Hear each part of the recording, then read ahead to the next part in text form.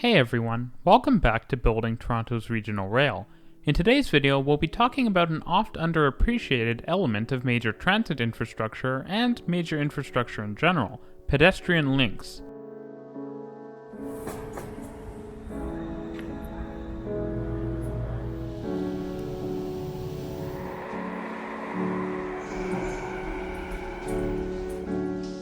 This video is going to be indulgent, so consider yourself warned. New pedestrian links tickle a certain warm community building aspect of my brain. Today's video is on such a link in the booming Liberty Village area of Toronto. I'm not going to lie, the village is pretty awesome. It's located right in the triangle between two major rail lines and is full of high-density housing. Unfortunately, in the past, infrastructure tended to be built without much consideration to access for people. This meant that not only highways, but also railways could divide communities and make what were once short trips much longer.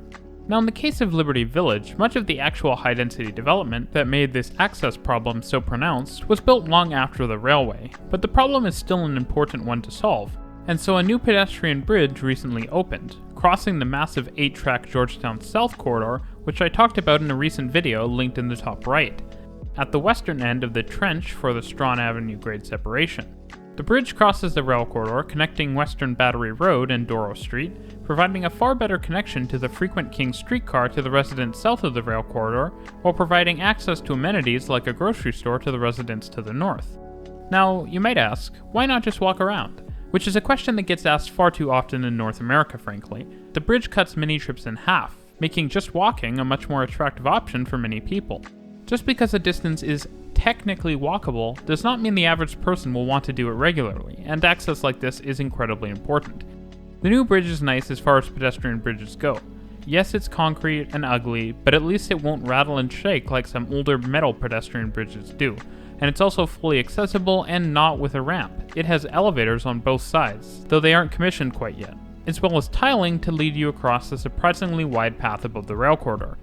Better yet, it has speckled glass, a common feature on new transit infrastructure around the city designed to protect birds from flying into the glass, but not so speckled as to ruin the views, which will likely make it one of the best conceivable places to watch trains go by once GO RER is operating, and already provides a great view of the skyline and the railway below. I love the way elevated bridges like this rebuild the ground of the city and forever change its form. Anyways, thanks for watching today's episode of Building Toronto's Regional Rail. Stay tuned to the channel for more regional rail progress updates, and make sure to follow me on Twitter, and as always, I'll see you in the next one.